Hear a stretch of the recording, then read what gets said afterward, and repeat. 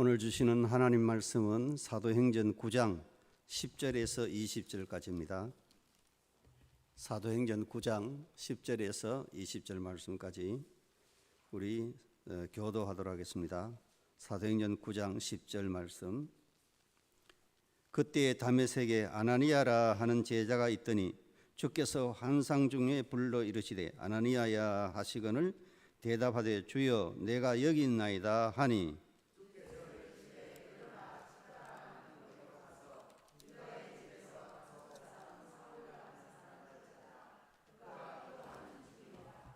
그가 아나니아라 하는 사람이 들어와서 자기에게 안수하여 다시 보게 하는 것을 보았느니라 하시거늘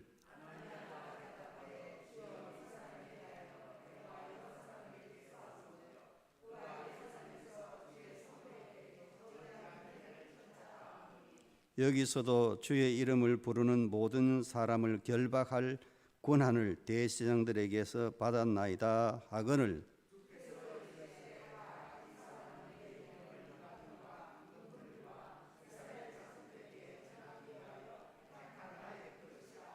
그가 내 이름을 위하여 얼마나 고난을 받아야 할 것을 내가 그에게 보이리라 하시니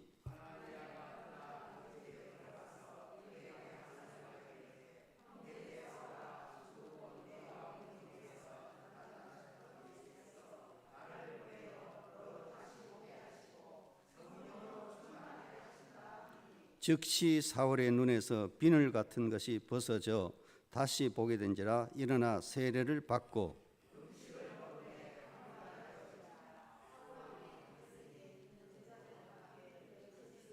같이 보겠습니다. 즉시로 각 회당에서 예수 하나님의 아들이심을 전파하니 아멘.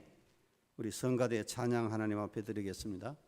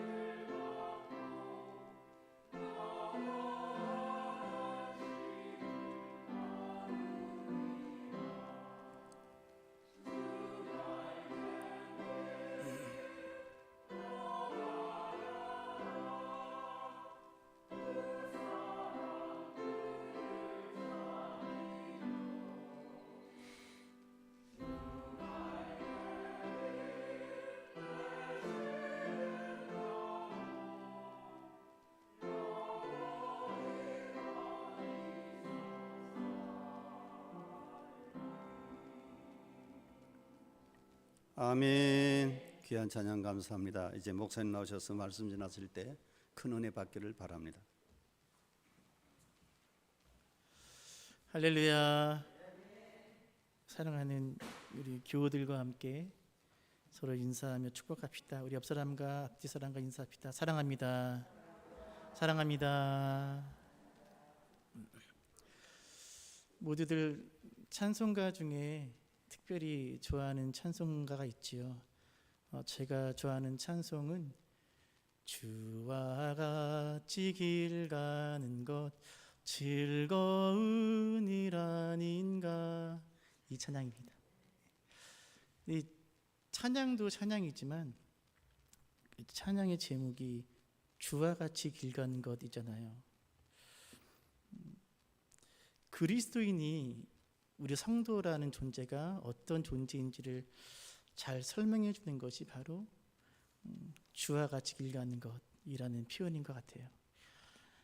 우리 사도행전 9장 2절 말씀인데요, 같이 한번 읽어보겠습니다. 다메섹 여러 회당에 가져갈 공문을 청하니 이는 만일 그 도를 따르는 사람을 만나면 남녀를 막론하고 결박하여 예루살렘으로 잡아오려 함이라. 초대 기독교인들은 그 도를 따르는 사람이라고 불렸습니다. 그래서 도가 뭐죠? 도? 길이에요, 길.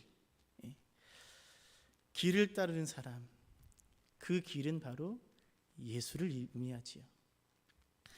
초대 기독교인들은 예수님의 길, 예수님께서 몸소 걸어가신 그 길이 진리와 자유와 구원에 이르는 길임을 믿으며 예수님의 길을 나의 길로 삼아서 그 길을 따라 걸었던 이들입니다.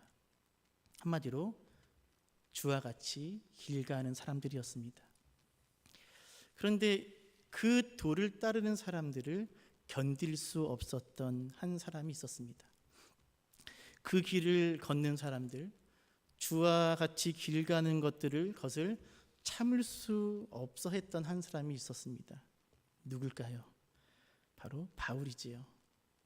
바울은 유대인들이 존경하는 바리새인 중에 바리새인이었고 당대 최고의 지성인 가말리엘의 문화생이자 로마 시민권을 가진 사람이었습니다. 근데 바울을 이해할 때 가장 중요한 것은 바울은 이 율법이라는 길을 흔들림 없이 살아온 사람이었다는 사실입니다. 빌립보서 3장 6절 하반절을 함께 읽겠습니다. 율법의 의로는 흠이 없는 자라. 참 바울이 자신을 설명하는 표현입니다. 자신은 율법의 의로는 흠이 없이 살아왔대요. 모든 율법을 흠 없이 다 지키며 살았다는 거예요. 자신이 걸어온 길은 율법의 길이었다는 말입니다. 그래서 율법의 길이 아니라 다른 방법으로 구원을 이야기하는 예수님의 길, 그 예수의 길은 용납할 수 없었습니다. 그래서 바울에게 기독교인은 율법을 더럽히는 자들이었고 청소해 버려야 하는 쓰레기 같은 존재가 그리스도인들이었습니다. 우리가 잘 알다시피 바울은 스데반이 순교하던 현장이 있었지요. 근데 바울은 단순히 그 순교 현장의 증인이나 목격자에 불과한 사람이 아니었습니다. 사도행전 7장 57절 58절 함께 읽겠습니다. 그들이 큰 소리를 지르며 귀를 막고 일제히 그에게 달려들어 성 밖으로 내치고 돌로 칠세. 증인들이 옷을 벗어 사울이라 하는 청년의 발 앞에 둡니다. 계속 성경에서는 이제 사울로 이름이 나오는데 바울로 바꾸어서 설교를 하겠습니다. 스데반을 돌로 치려고 할 때 이 사람들이 자신들이 옷을 벗어서 바울의 발 앞에 둡니다. 옷을 왜 벗었을까요? 사람들이 옷을 왜 벗었을까요?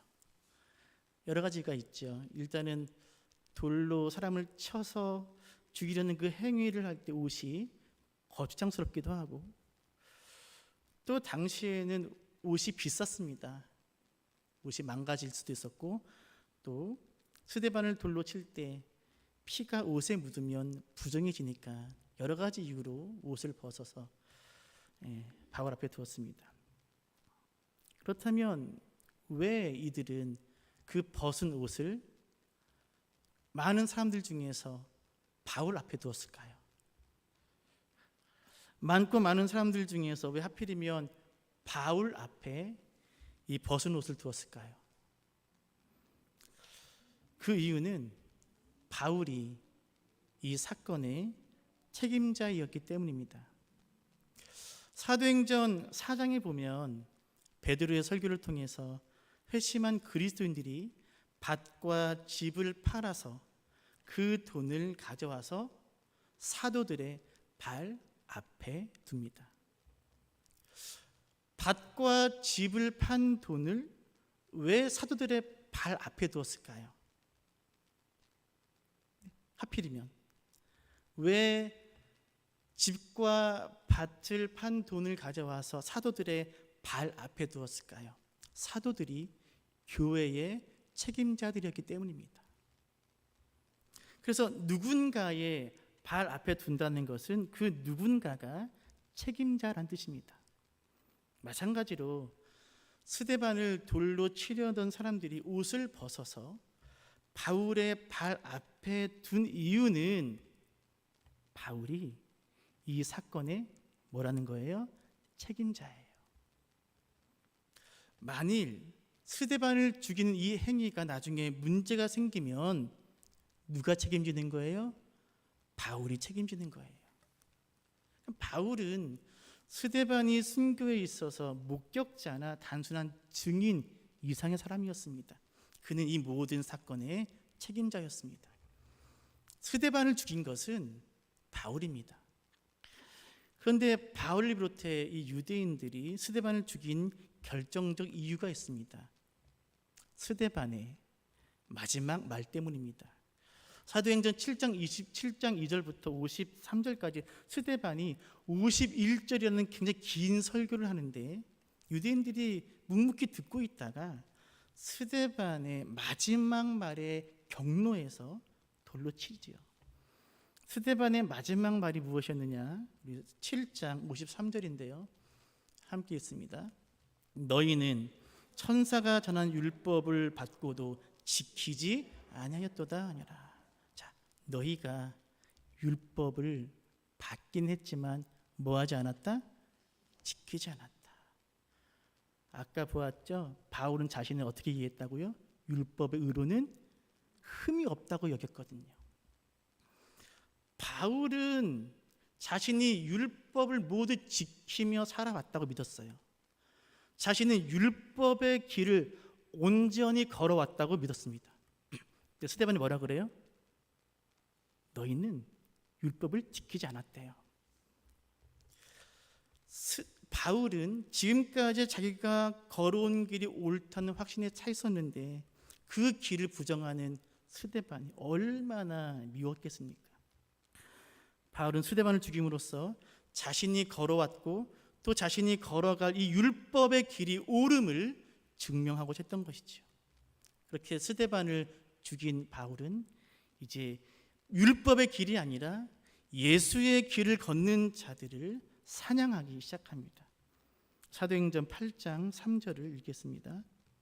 사울이 교회를 잔멸할새 각 집에 들어가 남녀를 끌어다가 옥에 넘기니라. 바울은 교회를 없애기 위해서 집집마다 들어가서 남자든 여자든 가리지 않고 끌어내서 감옥에 넘깁니다. 그리고 이제는 멀리 이방 땅 다메섹에 있는 그리스도인들까지 붙잡아 끌고 오기 위해서 다메섹으로 떠나지요. 아예 씨를 말리려고 하는 겁니다.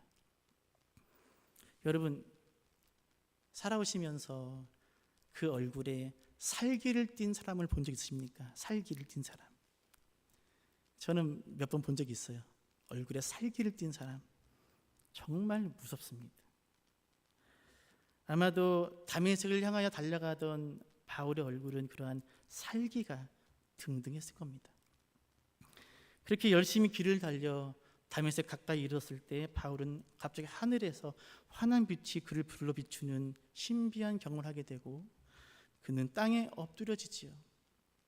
사울아 사울아 네가 왜 나를 핍박하느냐. 바울은 자신이 그토록 미워하던 예수의 음성을 듣습니다. 나는 내가 핍박하는 예수다. 바울이 일어나 눈을 떴지만 아무것도 보이지 않습니다. 그래서 사람들이 바울의 손을 이끌고 다메섹으로 데리고 들어갑니다. 일평생 남들을 이끌어오기만 했던 바울이지만 이제는 동료들의 손에 이끌리지 않고서는 한 걸음도 나갈 수 없는 존재가 된 것입니다. 그리스도인들을 잡아 죽일 만큼 확신에 차 있던 바울이지만 이제는 아무것도 볼 수 없고 아무것도 확신할 수 없는 불안한 삶으로 바울은 내몰렸습니다. 앞을 볼 수 없게 된 바울이 먹지도 마시지도 않았다는 것은 그 바울의 절망과 시름이 얼마나 깊었는지를 짐작해야 하는 이야기입니다. 바로 이때 한 인물이 등장합니다. 아나니아입니다. 10절을 읽겠습니다.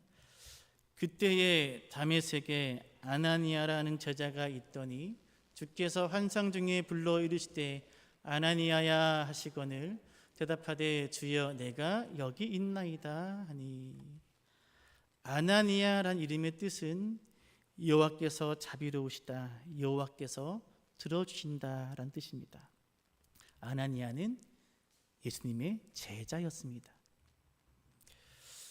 예수님의 제자인 다메섹 아나니아지만 아나니아는 이름이 알려진 제자가 아니었지요.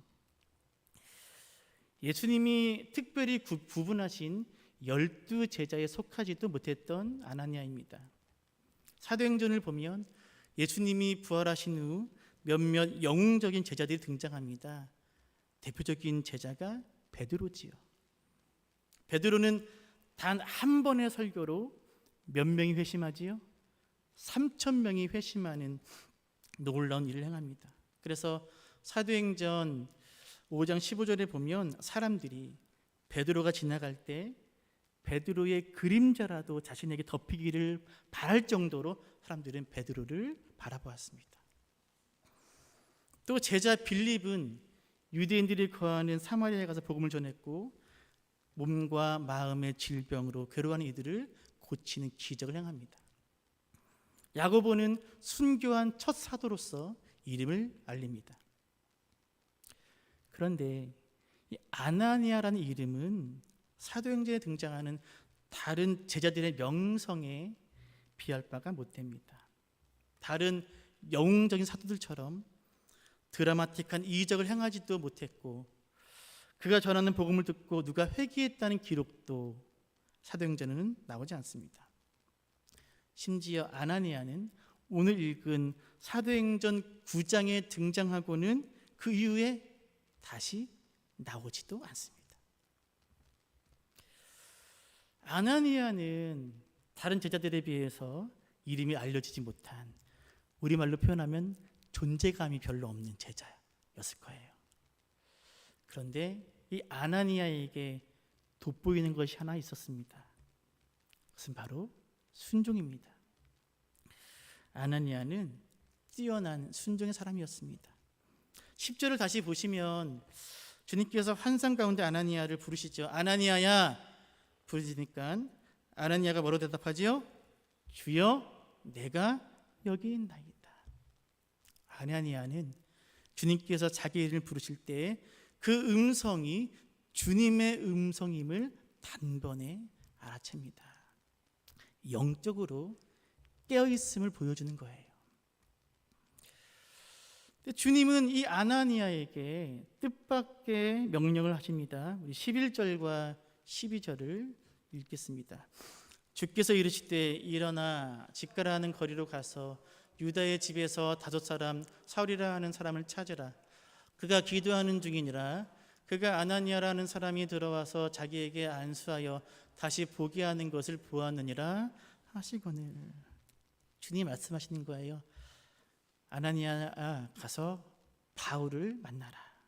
바울이 지금 기도하고 있는데 내가 그에게 너 아나니아가 안수해서 다시 내 눈을 다시 보게 하는 환상을 내가 보여주었다.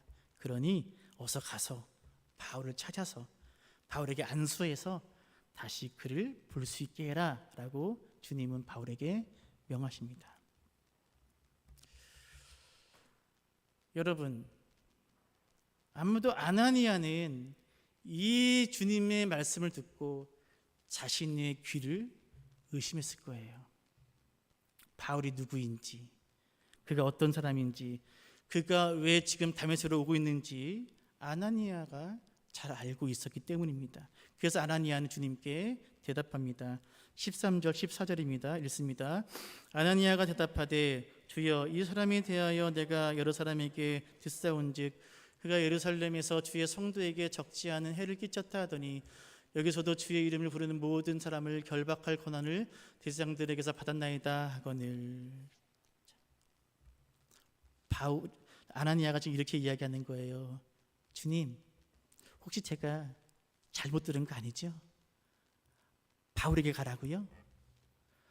바울이 지금 이곳 다메섹의 그리스도인들을 붙잡아서 이스라엘로 끌고 가기 위해서 오고 있는데 지금 저도 잡혀갈 줄 모르는데 주님, 제가 제대로 들은 거 맞나요? 라고 지금 묻는 거예요.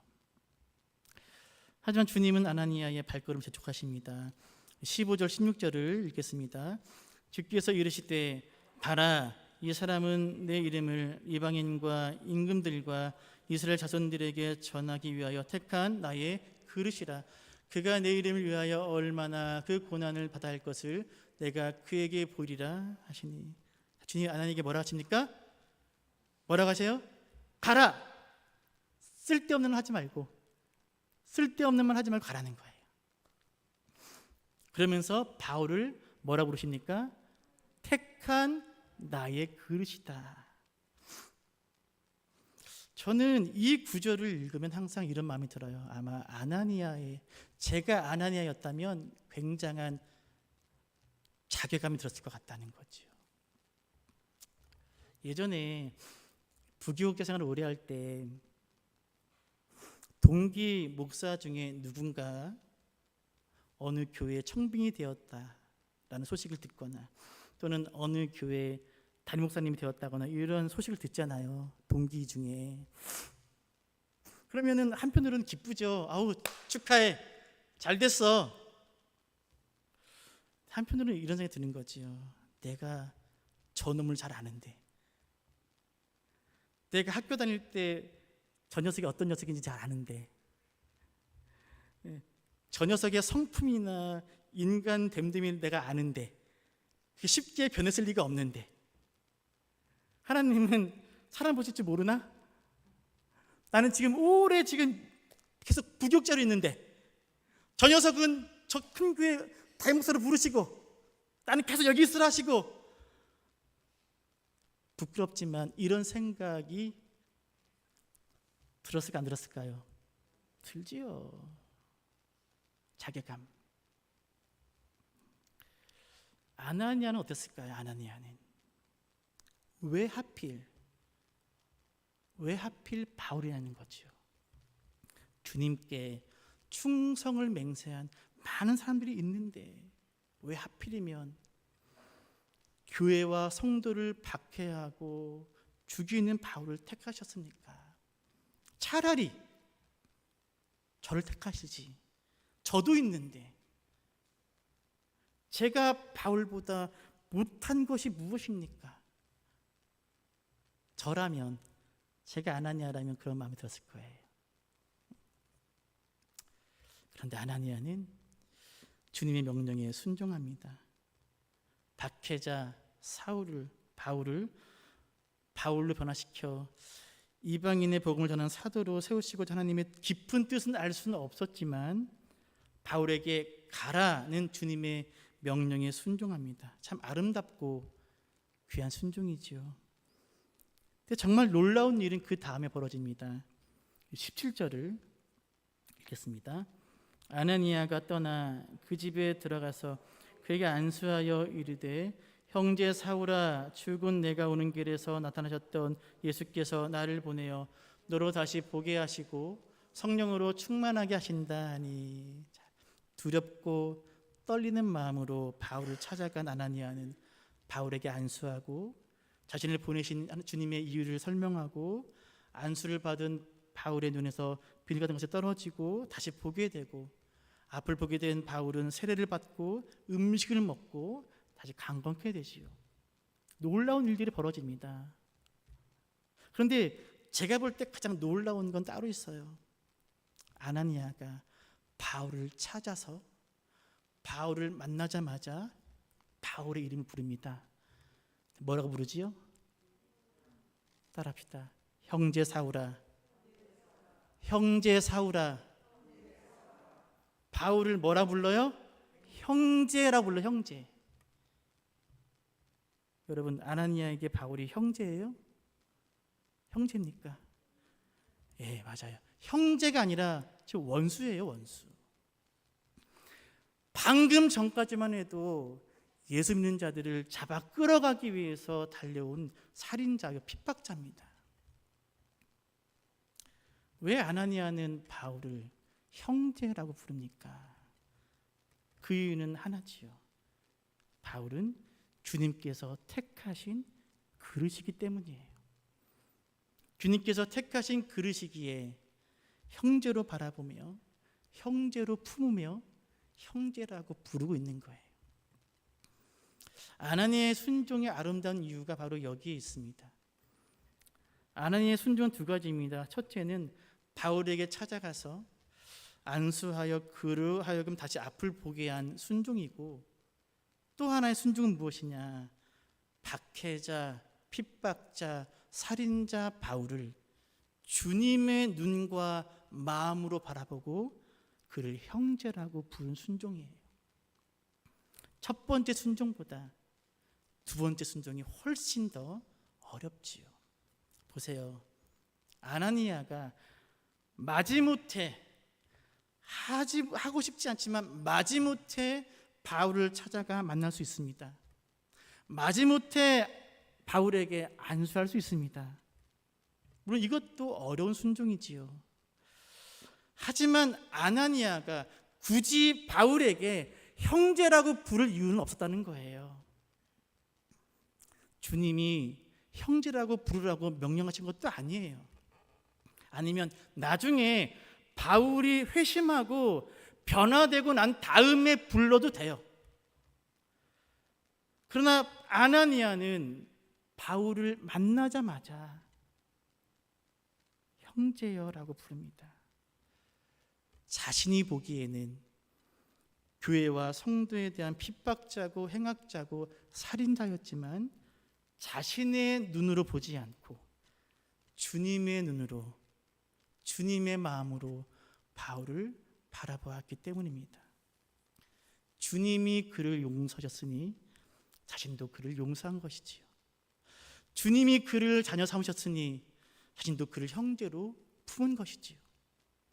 주님이 그를 그릇으로 삼으셨으니 자신도 그릇을 위한 그릇으로 낮아진 겁니다. 신방을 가거나 손님이 오시면 차를 내놓잖아요. 차 어떤 잔에 내놓습니까? 차 정말 좋은 잔 내놓잖아요. 우리 장로님 때 신방 갔더니만 금잔 처음 먹어봤어요. 금잔, 금으로 만든 잔. 1년에 한두 번밖에 안 쓰신다는 귀한 잔. 근데 여러분, 그 우리가 금잔 같은 또는 정말 비싼 잔에 음료를 타 내올 때 그냥 내오지 않죠. 어떡하죠? 그 잔을 또 받치는 그릇이 있지요. 그 받치는 그릇은 무엇을 빛내주는 거예요? 잔을 빛내주는 거지요. 아나니아는 그릇을 위한 그릇이 된 거예요. 이것이 아나니아에게 얼마나 큰 순종인지 모릅니다. 그렇게 낮아지면서 바울에게 형제여라고 부르는 이 아나니아의 모습이 큰 감동을 줍니다.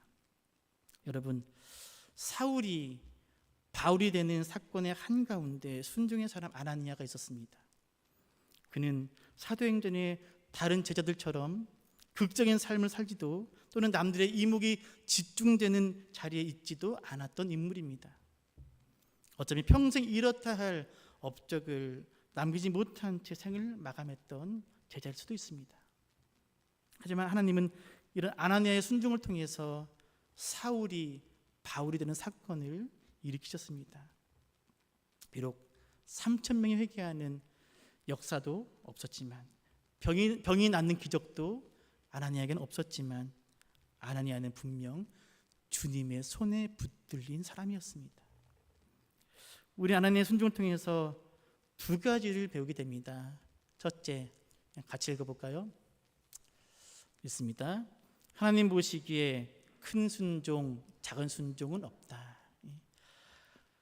하나님 보시기에 작은 일은 없습니다. 반대로 하나님 보시기에 큰 일도 없어요. 순종해야 할 일과 그렇지 않은 일만 있을 뿐입니다. 하나님 보시기에 작은 교회도 없고 큰 교회도 없어요. 해야 할 일을 하는 교회와 그렇지 않은 교회만 있을 뿐입니다. 바라기는 우리 시대 많은 이들과 교회들이 화려하고 극적인 일들을 앞장서 행하기 위해 경쟁하는 이 시대에 우리 엘림교회는 흔들림 없이 교회가 해야 할 일에 충실히 순종하는 그런 아름다운 교회가 되기를 간절히 소원합니다. 여러분도 마찬가지예요. 교회를 섬기는 일에 있어서 큰 일도 없고 작은 일도 없어요. 순종해야 할 일과 그렇지 않은 일만 있을 뿐입니다. 여러분, 큰 일이든 작은 일이든 주어진 사명에 순종하는 여러분 되시기를 간절히 축원합니다. 두 번째 보실까요? 있습니다. 하나님의 눈과 마음으로 지체를 바라보는 순종입니다. 누구의 눈과 마음으로 보라고요? 하나님의 눈과 마음으로. 여기 서 있는 이 김승기 목사가 여러분의 눈에 부족할 수 있지요. 여러분의 승에 안 찰 수 있어요. 여러분의 마음에 들지 않는 부분이 있을 수 있습니다. 그러나 하나님께서 택하여 세우신 그릇임으로 하나님의 눈과 마음으로 부족한 목사를 품고 부족한 목사를 용납하고 그 부족한 것들을 채워주는 동역자로 함께 서는 것이 그것이 아름다운 순종이지요. 목회자인 저도 마찬가지입니다. 여러분을 주님의 눈, 주님의 마음으로 바라보아야 합니다. 교회의 부흥을 위한 도구나 숫자로 바라보지 않고 주님 맡기신 귀한 양으로 바라보겠습니다. 비록 마음에 들지 않는 교우가 물론 없어요. 없지만 만약 있다 할지라도 품고 용납하고 사랑하고 가르치겠습니다. 이것이 진정한 순종이지요. 교우들끼리도 마찬가지입니다. 교우들끼리도 저 성도가 나에게 어떤 존재인지를 바라보지 마시고 저 성도가 하나님께 어떤 존재인지를 바라봐야 합니다. 우리 옆에 있는 지체들 바라보면 참 거시기하죠. 좀 그렇습니다. 그게 사실입니다. 하지만 하나님 보시기에는 존귀한 자녀입니다. 아들 예수를 십자가에 내어주고 대속할 만큼 내 옆에 앉아있는 지체들은 하나님께 존귀한 지체입니다. 그래서 그 주님의 눈과 마음으로 지체를 용납하고 사랑하고 섬기는 순종이 우리에게 필요합니다. 사랑하는 엘림교회 여러분, 한 사람을 들어 쓰시려는 주님의 부르심에 단 한 번 알아듣고 순종하는 아나니아처럼 여러분도 주님의 음성을 듣고 순종하시기를 바랍니다. 하나님 보시기에 큰 일도 작은 일도 없음을 기억하시고 내게 주어진 일들을 묵묵히 순종하는 사명자가 되십시오. 또 바울을 형제라고 불렀던 아나니아처럼 주님의 눈과 마음으로 교회 지체들을 바라보며 사랑하고 섬기고 용납하고 돌아보십시오. 그래서 엘림교회가 아나니아와 같은 아름답고 귀한 순종의 사람들로 주와 함께 길을 거는 제자들로 가득한 교회가 되기를 이 시간 주님의 이름으로 축원합니다. 하나님 아버지, 주와 함께 걷는 자들로 가득한 이 엘림교회가 되기를 간절히 소원합니다. 주님의 부르심에 순종하여 바울을 찾아 형제라고 부르며 그에게 안수했던 아나니아처럼 내게 주어진 사명이 크든 작든 묵묵히 순종하는 순종의 사람이 되게 하여 주시고, 행악자요 핍박자요 살인자인 바울을 향해 형제라고 부르며 주님의 마음으로 주님의 눈으로 바울을 부르며 품었던 아나니아처럼 이 교회 공동체 지체들을 주님의 눈과 주님의 마음으로 바라보며 사랑하고 용납하고 품고 섬기는 교회 공동체가 되게 하여 주옵소서. 화려하지 않아도, 알려지지 않아도, 뛰어나지 않아도 우리 엘림교회는 이 아나니아와 같은 순종의 사람들이 가득 넘치는 복된 교회가 되게 하여 주옵소서. 예수님의 이름으로 기도드립니다. 아멘.